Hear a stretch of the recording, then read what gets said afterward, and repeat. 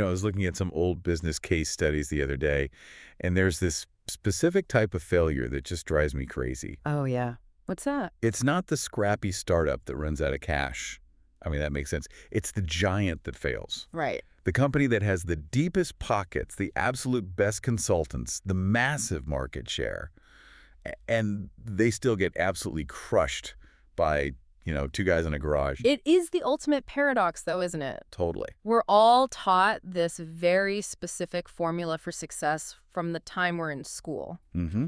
If you gather the resources, hire the best talent, and capture the market share, you win. That's the MBA playbook. But it doesn't always work. But then you look at history, or even just the tech sector over the last 20 years, and you see that playbook failing over and over again. Right. I mean, look at Apple. If we're being strictly objective, they're just a computer hardware company. That's what they are. They have the same access to talent, the same media channels, the same consultants as Dell, HP, or Toshiba. Yet they have this fanatical loyalty that just completely defies logic. It really does. People don't tattoo the Dell logo on their arms. I haven't seen one yet. Exactly. Or you look at the Wright brothers beating a government-funded rival to powered flight. The rival had everything. The Wright brothers had spare bicycle parts. And that leads to the massive question we're tackling today. Why? Exactly. Why? Why do some leaders and organizations inspire that kind of loyalty and innovation, while others who are arguably more qualified on paper just manage to survive or fade away? That is the mission for this deep dive. Yeah. We're unpacking the Golden Circle framework popularized by Simon Sinek. Right. It's a concept that claims to identify the biological pattern that all these inspiring leaders share. And the hook is, it works in the complete opposite direction of how, 99% of the world operates. Complete opposite isn't hyperbole here. Sinek literally visualizes this as 3 concentric rings. So I want you to imagine a target. Okay, let's build the model mentally. 3 rings. The outer ring is labeled what? What? Okay. The middle ring is labeled how. And the center. And the center bullseye is labeled why. Let's define them quickly, because I think what is pretty self-explanatory. It is. 100% of organizations know what they do. These are your products, your services. The tangible stuff. It's the result. Yep. It's the stuff you sell or the job function you perform. It is the tangible output. Easy enough. Then we move inward to the how. This is a little rarer. Some organizations know how they do it. You might call this your proprietary process, your USP, or your secret sauce. Right. The thing you put on your website to explain why you're better. Exactly. We use the finest materials, or we have a unique algorithm. But then we hit the center, the why. And I assume this is where people get tripped up. Oh, massively. Very few organizations or leaders can clearly articulate why they do what they do. I have to play devil's advocate here immediately. If I ask a CEO why they're in business or why they launched a product, they're going to look at me like I'm an idiot and say, To make money. To make money. And Sinek would say that is a result, not a why. Okay. Profit is the output of what you do. It's the fuel for the car, but it's not the destination. Right. When we talk about the why in the Golden Circle, we're talking about your purpose, your cause, your belief.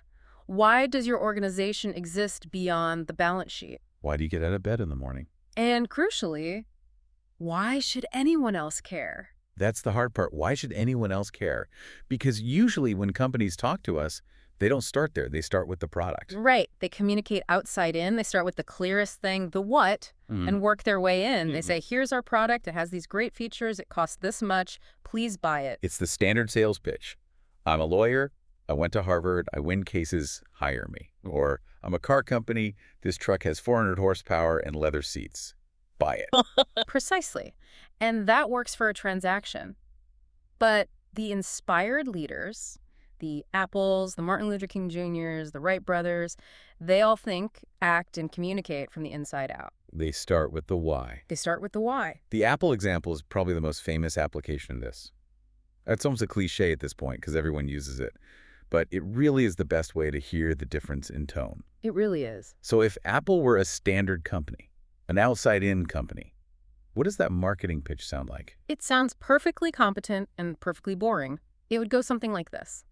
We make great computers. Okay. They're beautifully designed, simple to use, and user-friendly. Want to buy one? I mean, I guess. It's factual. We make computers.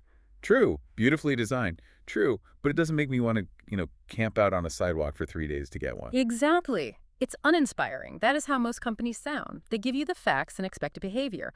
But Apple communicates inside out. Right. They start with the belief. They start with the belief. So flip the script. How does that pitch sound when you start with the center of the circle? It sounds like this.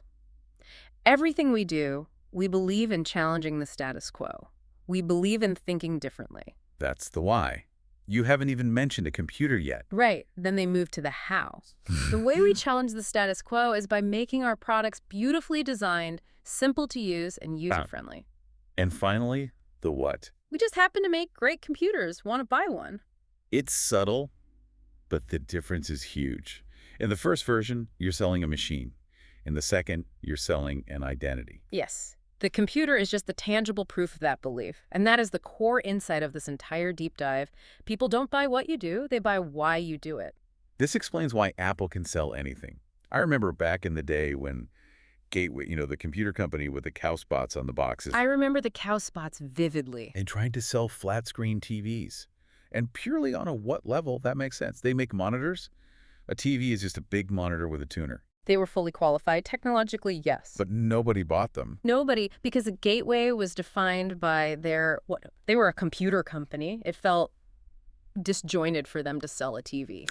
But Apple is defined by challenging the status quo. So if they sell a phone, a watch, or an MP3 player. Or a credit card, or a streaming service, we don't blink. Right. Because those are all just different ways to challenge the status quo. The product is secondary to the belief. Okay, so people buy you. Why you do it. It sounds good. It feels good. But I can hear the skeptics and maybe the biology majors listening right now thinking, is this just clever marketing psychology? Or is there something real underneath this? It's actually not psychology, it's biology. This is the part that usually blows people's minds. Really? Sinek argues that if you take a cross-section of the human brain from the top down, the anatomy corresponds perfectly to the golden circle. You're mapping a marketing diagram to the physical brain. Yes. Let's break it down. The outer layer of the brain is the neocortex. That corresponds to the what level. The neocortex is our newest brain, evolutionarily speaking. It's responsible for rational, analytical, thought, and language. That's the part of me that reads the spec sheet, compares prices, and looks at the megapixel count on the camera. It handles the data. Correct. But the middle two sections of the brain correspond to the limbic brain. The how and the why. This aligns with the how and the why. The limbic brain is responsible for all of our feelings, trust, loyalty, and here's the kicker. It is responsible for all human behavior and decision-making. Wait, the part of the brain that controls decision-making isn't the part that understands the facts. No, they are separate. And critically, the limbic brain has no capacity for language. That explains the gut feeling phenomenon. Exactly. Think about it. Have you ever had a situation where you're looking at a deal, or maybe even a house you want to buy? All the data says yes. The price is right, the location is good, the inspection is clean. But you just hesitate. You say, I know the facts, but it just doesn't feel right. All the time. And you struggle to explain it. You usually end up saying something vague like, I don't know, it's just my gut. That happens because the part of your brain driving that hesitation literally can't speak. Wow. It controls your behavior, it controls your feelings, but it has no language center. So the best it can do is give you a feeling. This is fascinating. So when companies communicate outside in, when they just dump features and benefits on us, they're talking to the neocortex. Yes, and the neocortex understands them perfectly. Yes, I see that this car gets better mileage. But understanding facts doesn't drive behavior. But when you start with the why, you're talking directly to the limbic brain. You're talking to the decision-making center. You create that gut connection first. Then the neocortex comes in later to rationalize the decision you've already made. That's a powerful distinction. We make the decision with our gut. I want that Apple computer because I'm a creative person. And then we use the specs. Oh, and it has a fast processing. To justify the purchase to our friends. Precisely. We rationalize with the what, but we buy with the why. And if you don't trigger that limbic response, you might get a transaction based on price or convenience, but you will never get loyalty. You won't get the people who will stick with you when you screw up. Never. And that loyalty is what brings us to the Wright brothers. Because this is the part of the story I really love. We think of them as these pioneers of flight, but at the time, they were the underdogs of the century. Oh, yeah. They needed a team that would stick with them through a lot of screw-ups. It really is the ultimate A/B test in history. On one side, you have Samuel Pierpont Langley, The giant. the giant. In the early 1900s, the War Department gave him $50,000 to figure out this flying machine thing. A fortune. A fortune back then. He held a seat at Harvard, worked at the Smithsonian, knew all the scientific elite. And the media loved him. The New York Times followed him around like a celebrity. He had the money, the people, the market conditions. By the formula we talked about at the start, he should have won. He should have. But Langley was motivated by the what? He wanted to be the first man to fly. The result. He wanted the fame and the wealth that came with the result. He was chasing the outcome. And on the other side, you have Orville and Wilbur in Dayton, Ohio. No money. They funded the dream with the proceeds from their bicycle shop. No college education. Not a single person on the team had a degree, not even Orville or Wilbur. And absolutely zero press coverage. No one cared. No one cared. So how did they beat the giants? Because they were driven by a cause. They had a why. They weren't trying to get rich. They believed that if they could figure out this flying machine, it would change the course of the world. It would connect people. Right. And because they believed that, the people around them believed it too. They worked with blood, sweat, and tears. There's that great detail about how they would take 5 sets of parts with them every time they went out to test the glider, because they knew they'd crash 5 times before dinner. That's resilience. That's resilience you can't buy with a paycheck. Exactly. Langley's team worked for the paycheck. The Wright brothers' team worked for the dream. And the proof is in the ending. December 17th, 1903, the Wright brothers take flight. And Langley. Now think about Langley. When he found out, what did he do? Did he say, "Amazing, the code is cracked. Now I can use my superior funding to improve this technology for humanity"? No, he quit. He quit immediately. He packed up and went home. He wasn't first, so he didn't care. You wanted the fame, not the flight. That's it. Such a stark example of the failure of success. Yes. You can achieve the result, but if the drive isn't there, you collapse at the first sign of someone beating you. It's the difference between manipulation via salary and inspiration via belief. Exactly. But let's scale this up. It's one thing to inspire a small team in a bicycle shop. How do you inspire a market? Because clearly, not everyone is going to believe what you believe right away. This brings us to the law of diffusion of innovation. You've probably seen the standard bell curve of adoption. Sure, it's in every Marketing 101 textbook. Yeah. You've got your innovators, the crazy 2.5%, Right. and early adopters on the left. Right. The huge majority in the middle, and the laggards on the right. Right. The laggards are the people who only bought touch-tone phones because the phone companies stopped selling rotary ones. They don't buy until they have no choice. Okay. But the magic number here, according to the law of diffusion, is between 15 and 18%. That's the tipping point. Exactly. To achieve mass market success, you have to cross that chasm between the early adopters and the early majority. Oh, there's a problem there. There is. The early majority, that huge chunk of the market, will not try something until someone else has tried it first. They need social proof. They are risk averse. So you can't market to them directly. They won't listen. It's a waste of money to target the middle of the bell curve with a new idea. You have to capture the innovators and the early adopters first. And these people. And these people, they don't buy based on price or perfect quality. They buy based on gut. They make intuitive decisions based on their worldview. These are the people who stood in line for 6 hours for the first iPhone. Yes. And looking back, that phone was flawed. It didn't have 3G, the battery was terrible, no copy-paste. Rationally, looking at the specs, it was a bad purchase. But they didn't do it for the phone technology. They did it for themselves. They wanted to be the kind of person who was first. It was an identity play. It was. They believed in the why of Apple, so they took the risk. And if you miss this, if you try to sell the what to the mass market too early, you crash and burn. I feel like TiVo is the classic example here. TiVo is a tragic corporate case study. From a product standpoint, brilliant. That was great. It was high quality, well-funded, and it worked perfectly. We even use TiVo as a verb today. But as a company, it was a commercial failure. Because they tried to sell the features to the skeptics. Exactly. They launched their product by telling everyone what it did. We have a box that pauses live TV, it skips commercials, it rewinds live TV, it memorizes your viewing habits. And the cynical majority looked at that pitch and said, I don't believe you, I don't need that, and frankly, a dox that memorizes my habits sounds creepy. No thanks. They scared people off Yeah. because they led with the what, but imagine if they had started with the why. Okay. Imagine if they understood the law of diffusion and spoke to the early adopters. How'd that pitch sound? It would be something like, if you are the kind of person who likes to have total control over every aspect of your life, boy, do we have a product for you. That speaks to the gut. That speaks to identity. Exactly. Then, the pausing live TV isn't a scary tech feature, it becomes the proof of that control. You attract the early adopters who value control, they buy it, they love it, they show their friends. And suddenly the majority thinks, hey, that actually looks cool. Yeah. It always comes back to identity. We follow leaders or buy products that validate who we see ourselves as. And there is no greater example of this in human history than Dr. Martin Luther King Jr. This story always gives me chills. Summer of 1963. 250,000 people show up in Washington, D.C. to hear him speak. Yeah. And we have to remember the context. No internet, no email blasts, no social media. You couldn't just check a website for the date. And yet, 250,000 people showed up.